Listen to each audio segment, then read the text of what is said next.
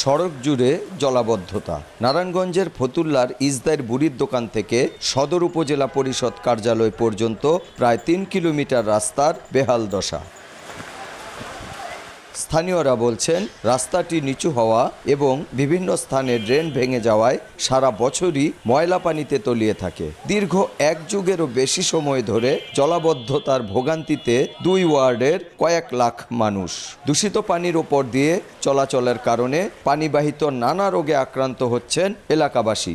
রাস্তা জুড়ে ছোট বড় গর্ত সৃষ্টি হওয়ায় ঘটছে দুর্ঘটনাও। ২ সাইড দিয়ে উঁচা, আপনার এই জায়গাটা অনেক নিচা।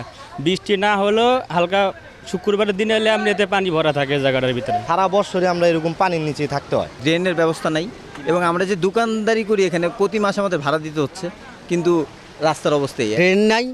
আমাদের মেন রোডটা খালের পরিণত হয়ে গেছে। চুলকানি বাচ্চাদের দেখা যাচ্ছে এবং এইটা মানে খুব মহামারী আকারে ধারণ করতেছে। সরকারি লোক আসা যাওয়া করে, কেউই কিছু করে না। লক্ষাধিক লোক প্রতিদিন চলাচল করে, অটো, বিশুক, গাড়ি, বড় বড় ট্রাক। এখানে গার্মেন্টস, সোয়েটার ফ্যাক্টরি, অনেক ইন্ডাস্ট্রিজ আছে, কিন্তু কেউ এটা কোনো গুরুত্ব দেয় না। এখানে প্রায় 2 মাইল রাস্তা এই অবস্থা।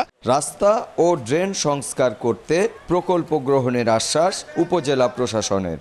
পরবর্তী ফেজে আমরা এই রাস্তাটার জন্য প্রস্তাব পাঠিয়েছি। হলিস্টিক যে অ্যাপ্রোচগুলো আমরা নিয়েছি, এই অ্যাপ্রোচের ফলে আমরা আশা করি ফতুল্লার যে জলাবদ্ধতার যে সমস্যা আছে, সেই সমস্যা থেকে মানুষ আশু একটা সমাধান পাবে। ইজদাইর সদর উপজেলা পরিষদ সড়কের পাশে ৩ শতাধিক ছোট বড় ব্যবসা প্রতিষ্ঠানও রয়েছে। শওকত আলী সৈকত, সময় সংবাদ, নারায়ণগঞ্জ।